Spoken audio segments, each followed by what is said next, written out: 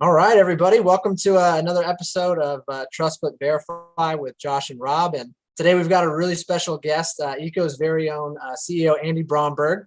And for those of you that don't know, Andy's the co-founder of not only Eco, but also co-founder of CoinList, and exchange and platform that offers user access to unique different tokens and offerings. And, everybody's always talking about different projects and different token sales. And so we felt that Andy would be an awesome person to have on and have his expertise to kind of come on and talk about his experience. So how are you doing today, Andy? What's up? I'm doing awesome. How are you doing? Good? Doing pretty good. Yeah, man. Just another day and living the dream with my buddy Rob over here. Rob, how are you? Good?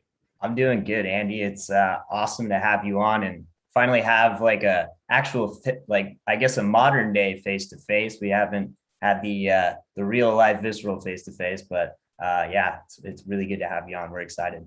Totally. Yeah, I was realizing I've only done audio stuff on Discord. So I've only done the talking over audio with no video. So it's good to be in a video thing. And I was saying to him, I'm the first ever Trust But Verify guest, which is a huge honor. So thank you guys for having me. It's awesome. I love you doing the show, and I'm psyched to be here, and I will forever be the first guest. No one can take that away from me. So right. Absolutely. Cool. I sometimes wait a minute.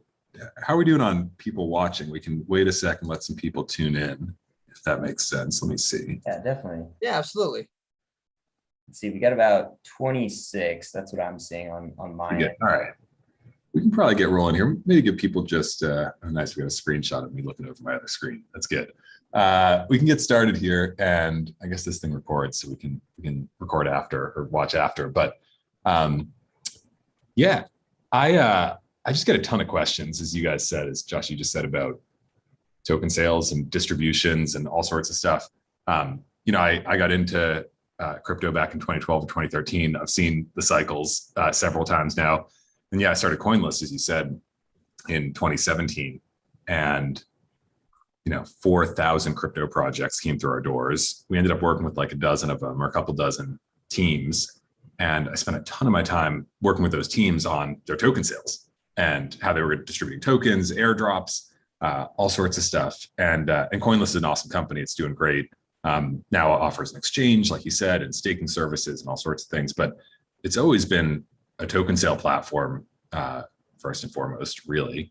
And I spent a lot of time working with those teams. So, we ran token sales for Filecoin and Blockstack back in 2017. That was like early CoinList days. Solana and Celo and Near and Mina and Flow and a whole bunch of them. Done a lot of token sales. And I've spent a lot of time with those teams, plus airdrops and hackathons for Definity and Numerai and Chainlink and The Graph. So worked with a lot of these teams and said no to a lot of teams too. And I've just seen a lot in terms of how tokens are distributed, sold to the world.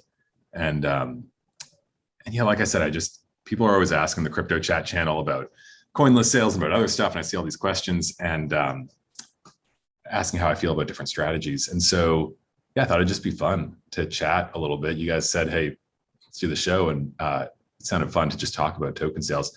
I don't have like a speech here. I didn't prepare remarks and like a full, thing, but I think it's helpful to talk about this stuff and just and work through it a little bit. And I wrote down a few, just looking at my notes here. I wrote down a few just like thoughts, lessons learned that I'll run through. And just to be crystal clear for everyone watching, this is Andy's personal thoughts, not CoinList's, not Eco's. This is just what I've seen from almost a decade in the space, 5 years closely watching token sales.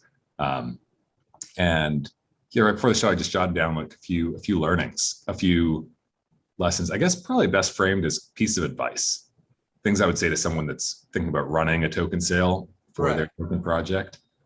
And I was just thinking about like, what would I tell someone right now that I've learned? I wrote down 7 things. I'll run through each of these and maybe talk for a minute about each of them. And then yeah, I know you guys had some questions too. We can run through those after, but if it's cool, I'll just run through these seven pieces of advice. Does that sound good? Absolutely, man. Cool. Let's do it. Here's what I got. Well, I'll say them quickly here, and then I'll talk about each of them for a minute. First, community matters. Second, you got to leave room for adaptability. Third, projects have to find better ways to set allocations for token sales. Fourth, you should focus on the right community members, not just all community members. Fifth, if you do run a token sale, you should give the community good terms in that token sale. Sixth, you should wait to share information until you're sure what you're doing.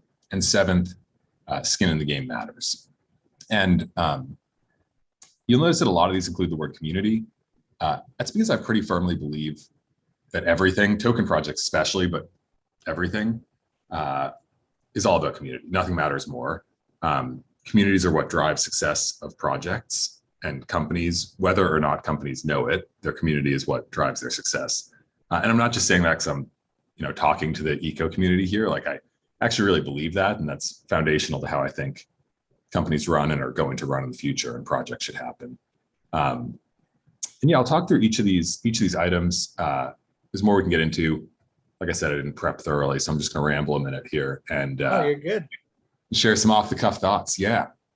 So the first one, community matters. This is just foundational. It's kind of what I was just saying. Most projects don't appreciate community enough. At CoinList, this would happen over and over again, where a project would show up and they would say, hey, we want to run a token sale. Can we do it next month? And we'd be like, great. How's your community looking? Like, who's supporting you? And they're like, well, yeah, we'll get a community going. We'll like run some ads and we'll, get people excited. It doesn't work. It straight up doesn't work. And I would say this to them over and over again. Like, community is a long running thing. Trust is built over the course of a long time, and you have to put in the effort to build that from the beginning. And so most projects, they wait too long to start building a community, and they don't do it thoughtfully. And they just kind of spray it out and see what happens. Throw it together and just kind of to check a box, so to speak, have the Discord, and that's what it is. Exactly. They're like, yeah, we'll open up a Telegram channel, a Discord channel, and we'll be good to go. And the answer is like, that's the practical elements that you do factually need is a channel for a community to have a discussion in. But the channel is not the community. The channel is the tool for the community. Right. And people just miss this, and they don't think about how important community is for success. That's really just the first one. Is just like, community matters. It takes time to build, and trust is earned over a period of time, and people don't pay enough attention to that. So my first piece would be that, just like pay attention to that. It's interesting you say that community would be the first, like, number one thing on your list. What kind of, I don't know, what have you seen in your experience where that, like, maybe certain projects that were able to do that better than others that kind of were able to, accentuate themselves? I mean, the canonical example I always go to, and this one is a special place in my heart, obviously, is Filecoin, which was the first token sale that CoinList ran. Filecoin was building community for years before Filecoin existed. They had this technology called IPFS, the Interplanetary File System, that had been around for like 5 years before they even started figuring out what Filecoin was going to be and doing that. And so when they came around to starting to distribute the Filecoin token, there was this vibrant community of people that really cared about the project. And that happens organically at some level.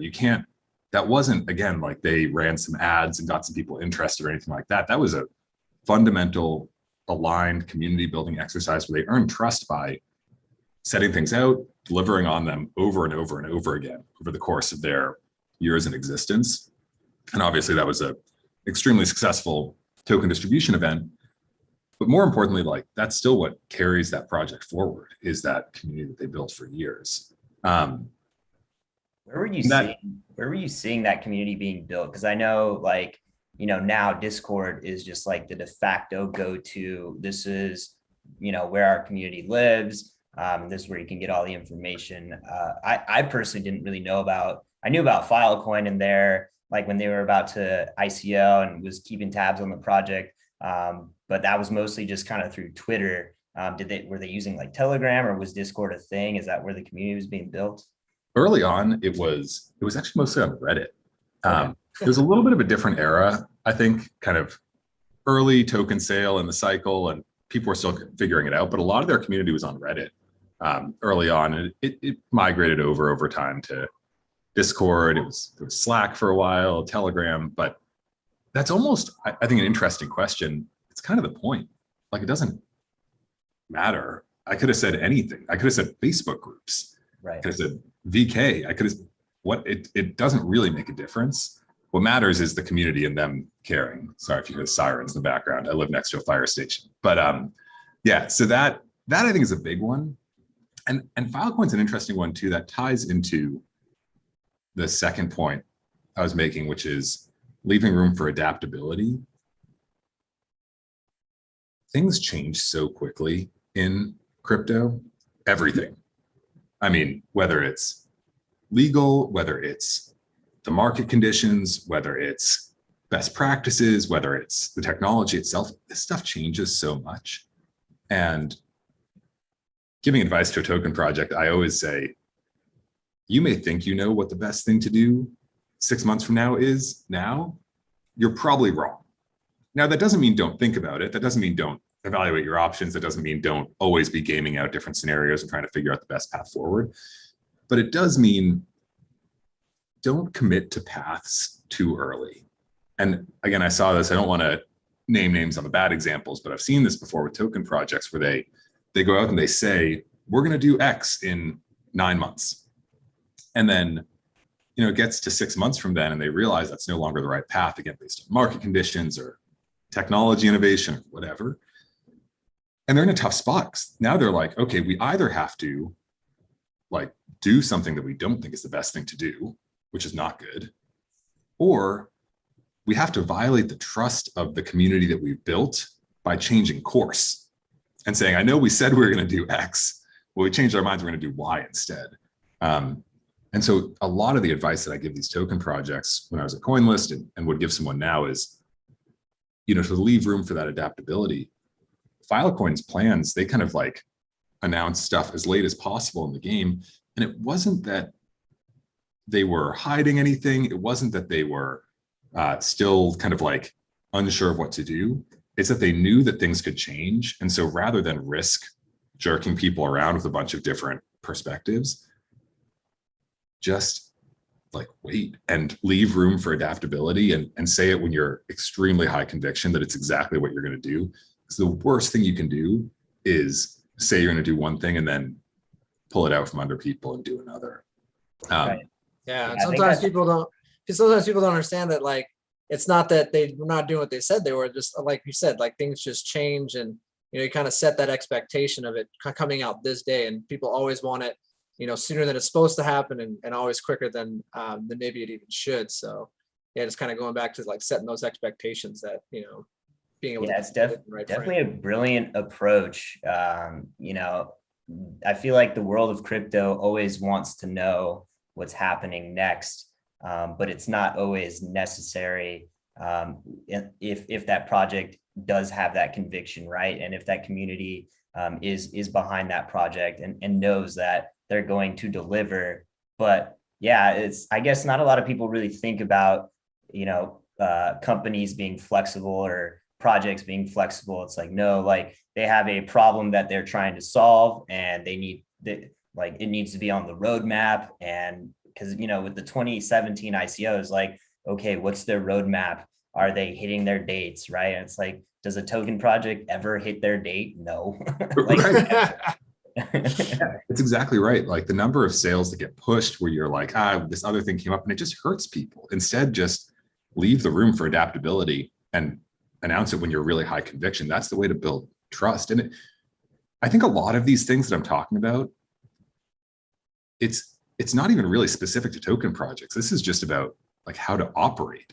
If I tell you something that I'm not totally sure is true about anything, sets me up for failure. So I should wait until I'm high conviction about something, anything in life, before I tell you that it's true. Otherwise, I'm just setting myself up to disappoint you in the future.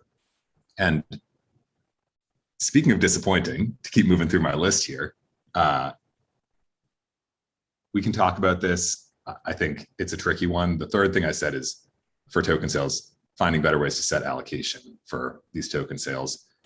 The number one thing I'm getting asked in the crypto chat channel these days in Discord is when these token sales run and they're oversubscribed or they're really popular, this can't be the best way to do it. And it's hard. I think that the challenge here is that I don't know that I've seen a token sale that was oversubscribed and really popular that I thought really nailed how to decide on allocation for people. And it's an impossible situation at some level, right? An oversubscribed sale by definition means people want to buy more than there is available. And that means some people are going to be disappointed at some level, of course. But I believe that these projects have to be more thoughtful about how they set allocation, and that one of the biggest things someone could figure out in this space is a good way to do so for their project. I think that probably has to be specific to the project. I don't think there's like a general solution for the best way to set allocation. If there was, people would have figured it out by now. And so I think projects being more thoughtful about how allocation is set would make a big difference. One answer that some people have said is auctions, whether it's Dutch auctions or some of these different models. And that works from a price perspective. It does set kind of like the optimal pricing for the asset from a market perspective, but it doesn't necessarily line up in terms of how valuable people will be to the project long-term or how the community will adapt over time. And so I think that if projects could find better ways to set allocation, that would make probably a step change difference in how successful they are in the long run. What types of, because we've seen kind of like, at least from what I've noticed from like 2017 up till now, token sales have kind of gone through this, like, a myriad of different, allocations, be it like the ICO to now present day where we have like airdrops or like now the IDO is really popular. Do you think like the progression from ICO to kind of what we're seeing become more popular with like airdrops or initial DEX offerings? What's your opinion on that? Like, do you think it's progress, or do you still think there's a better way to approach allocating? I think there has to be a better way to approach allocating than anything we've found so far for projects. I don't think anyone's thrilled with how things are going for a lot of these projects. That said, I think these are all just tools in the toolbox that can be put together in different ways to drive different things. They've all got pros and cons. And this is why I don't think there's a general solution. Like, each project needs something different. It needs to think about what the right combination of these tools and abilities is for them and how to do it in a way that gets the best possible results. So much of this comes down to thinking about time scales and what the project is trying to do.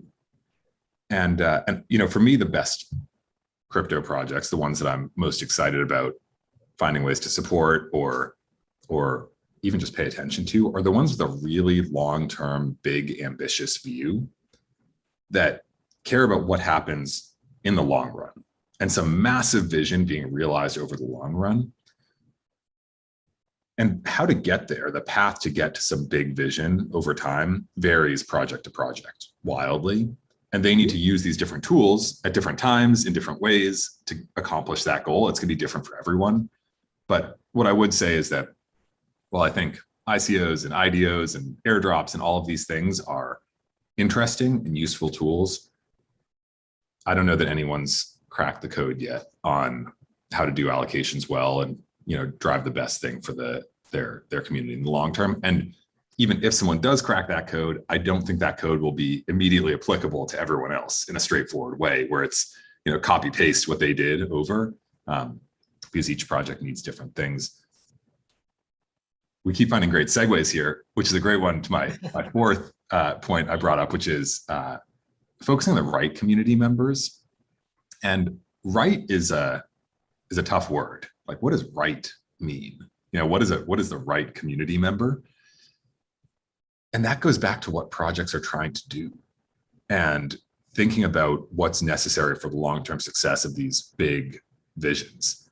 And and finding ways to serve the people that are going to contribute most meaningfully to that long-term vision, whatever that is for the project, really matters. And I think that a lot of crypto projects we see out there in the market don't do that. They optimize for short-term results and, immediate kind of upside that they can find, rather than thinking about that long-term kind of right community member. And that's a hard exercise to figure out what those people, who those people are, and get them interested and drive results that way. But that's something, a big piece of advice I would give a crypto project thinking about their token distribution is figure out what you need to accomplish whatever your goal is in the long run. And then think about who those people are that are going to be able to help accomplish that. At the end of the day, these projects are decentralized. The person who's running the sale does not control the thing. It's going to be run by the community. So find those right people and make sure that they're focused on, and this goes into the fifth point, which is give people good terms. Like, this would be my advice to a project. I think it's foreign to a lot of people coming from not crypto, where if you're in traditional business and you're selling something, you want to sell it for the highest price you can sell it for. That's business. Like, drive the most, whatever you can. I think giving people preferential terms, making them feel really good, like doing more for the community than you have to do, is sound advice for any crypto project. Because again, you need these people, if you're a decentralized project or you're building one, committed for the long run. You need them like bought in and aligned. It's not like a good or service that's happening here where it's like, oh, you're buying a cup of coffee from me, I want you to buy the coffee for, the most dollars you'll buy it for. It's about getting people bought in and aligned long term.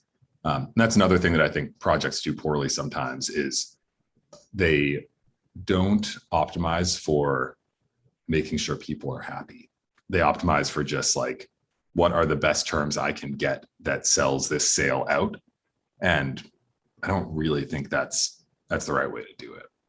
Yeah, I love that concept too. Like, that's kind of an idea as far as what you're talking about with community and making it, impactful for those members, by rewarding them extrinsically, so that they become intrinsically motivated to continue to be a prominent member in that community. I teach public education. I'm a PE teacher at an elementary school, and getting the kids to buy in is a huge thing to have a successful and cohesive long-term school year. And so getting kids to kind of buy in early with some extrinsic rewards that they are really like down for, kind of builds that foundation for them to continue to be intrinsically motivated to be a participant all the way through the school year and then the following years as well. So I think that idea not only applies to crypto projects, but a lot of aspects in life, right, that communities are involved in. So I'm smiling because it's like, yeah, you just talked about elementary school PE class. That's all of human interaction. Like, right.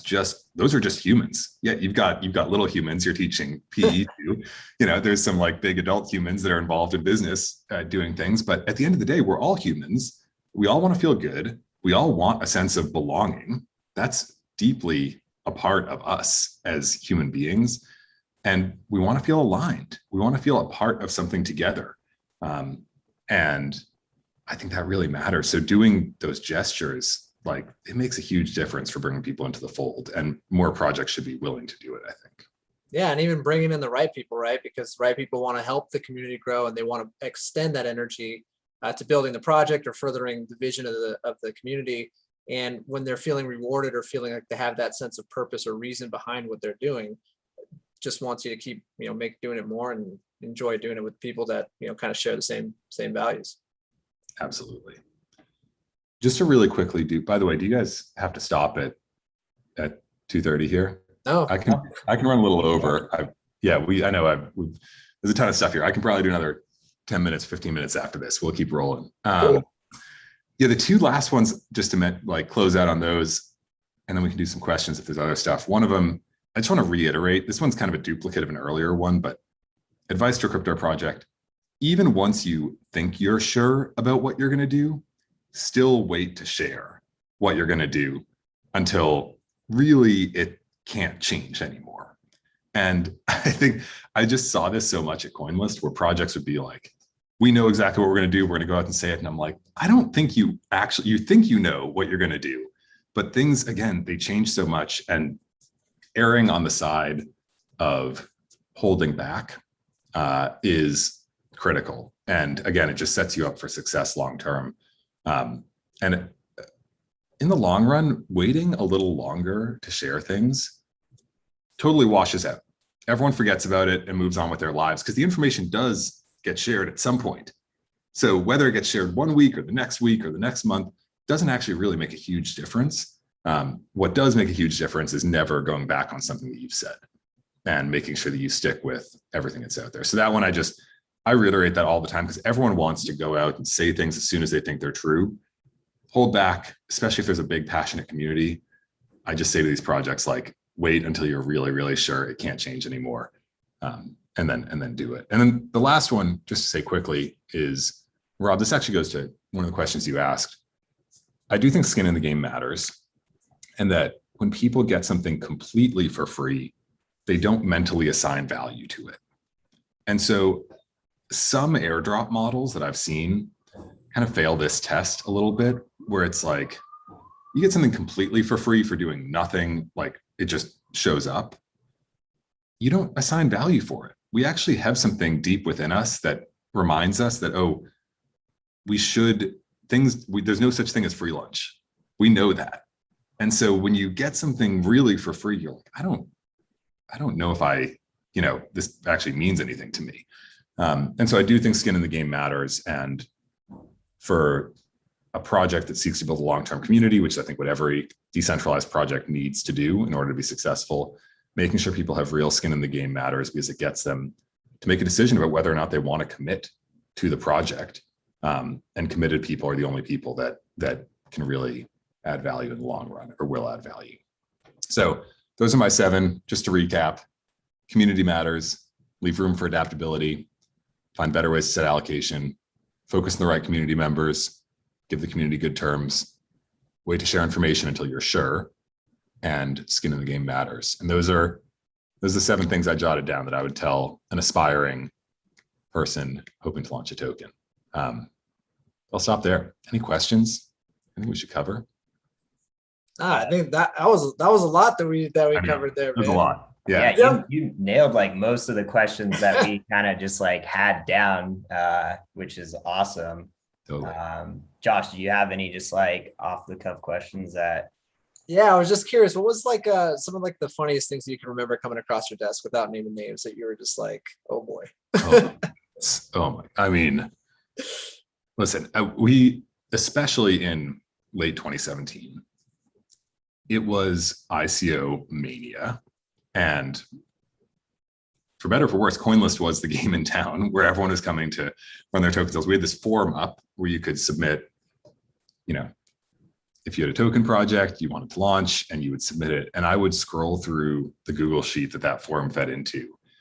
And it was crazy. Like I don't know if anyone's ever seen the show like Silicon Valley, or, one of these like comedy shows about startups, and you're just reading this, you're like, Potcoin, Cloudcoin. Like, I mean, it's just like every possible name coin. You could just put words attached to coins and token this, token that, token everything. And there were some ridiculous, I can't even remember, but we would read through and just be like, this is so crazy. And on one hand, it was funny because it was great entertainment.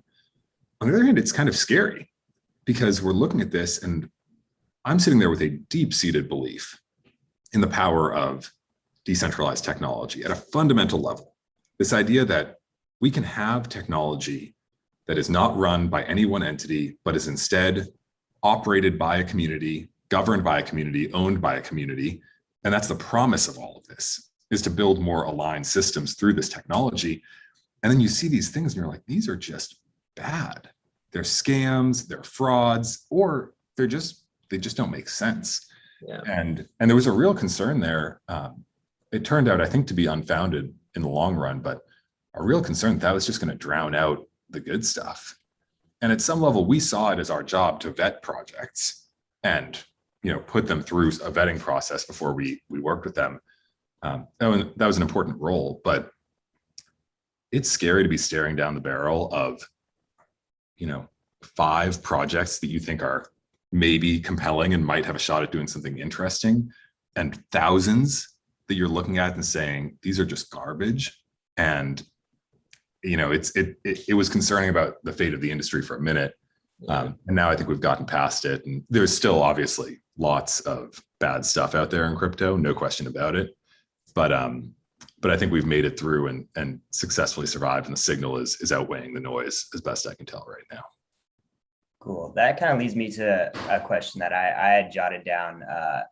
Like when you were looking at, this Google form of token projects trying to get listed on CoinList, like from your own personal standpoint, what's more important to you? Is it like the tokenomics and technology behind the project, or maybe the team backing the project? Like if you had to like choose between like tokenomics / tech versus like the team backing the project. It's a tough one. My answer is team all day. But it's an interesting question. We would vet projects, and I still kind of use this framework on a few different parameters. First, there's kind of 4 things that I think you would look at for anything you're looking to support, whether it's a company or a token project or whatever, which is the team, the product they're building, the market they're serving, and the deal terms.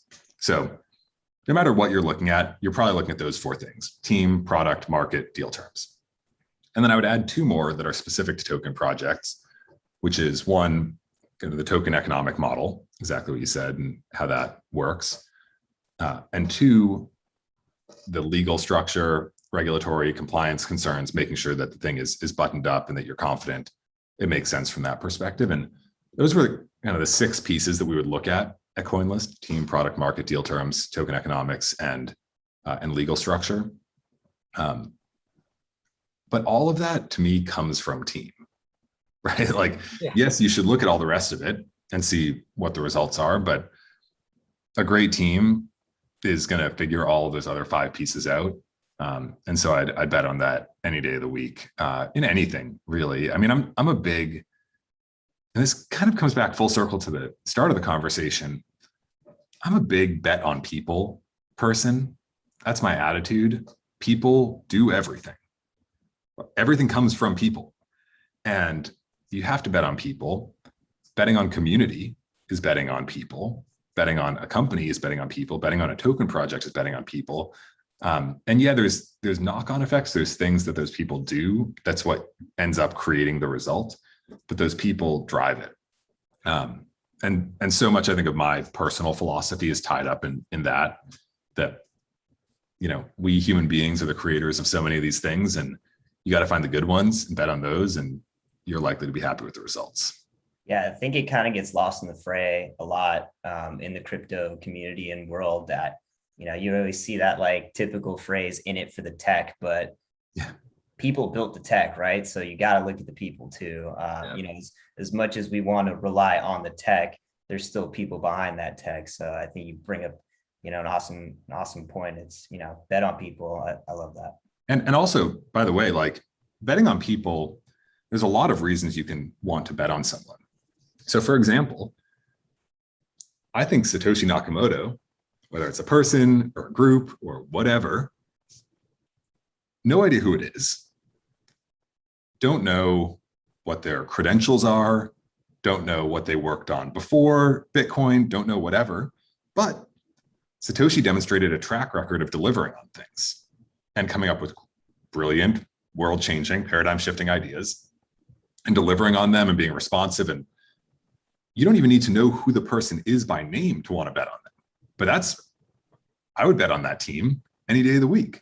I have personally significantly. And so, as I'm sure many of us have. And so, I think that like even that gets lost sometimes where people are like, well, what do you know, how do you decide on the people? Like, there's a bunch of ways bunch of reasons you can choose to bet on someone. And the biggest one for me ends up just being track record. Do they deliver? Can you see the results? Do they deliver what they promise they say they're going to deliver on? And looking at that doesn't even require needing their identity sometimes. Oh yeah, and on world. Yeah. Well, it brings up an interesting point and question we had too was, CoinList and Eco kind of, were fostered in 2017 and started. So, for you, what was it like trying to navigate the market environment, and what kind of kept you pushing through building in a bear market? Because, we've seen all the projects that kind of just fell off and have disappeared, but the ones that have kind of stood the test of time, and I mean, against all odds, it seems like, to really push and keep working. What was that for you guys? It's a really interesting question. CoinList and Eco are two different things, obviously, but the motivation comes, I think, from two different places for me. For CoinList, building through the bear market, it was about what I said earlier. It's kind of, what Rob just said, in it for the tech. It was this deep-seated belief that this technology, however you want to define it, decentralized technology, new consensus mechanisms, crypto projects, blockchain technology, whatever kind of word or phrase you want to use to describe this, that there was something amazing happening in this space that was deeply changing the way that things happen in the world, enabling coordination of distributed sets of people towards a common goal in this economically aligned way. And Bitcoin being the first real example of that in my eyes. And I was just seeing that happen and saying, what else could I want to work on? Like that, fundamentally, that shift was so powerful. And I saw the potential, and CoinList had managed to establish a position as, a service provider to the highest quality projects in that sector. And it didn't matter, bear market, bull market. I've been through the ups and downs of the Bitcoin market several times now. I was like, yeah, I want to keep supporting these projects and helping create this future that I think so many of us see. And part of that too is on that last piece is that I feel like, and I'm sure you guys feel like, and many of the people in the community feel like, we see this future. Like, we know about this decentralized future, this aligned future, this future where we can have these global communities coordinating on governing and running these protocols. And this is an amazing future. The rest of the world doesn't see it yet. And so there's also a little bit of pride there, saying, I know this is going to happen. I can do my part making it happen. And so running through the bear market was like no issue. Like, who cares? Up, down, doesn't matter. This thing's going to happen. I'm going to help make it happen. And that's really powerful. And then for Eco, it was about this idea of putting your money back to work for you.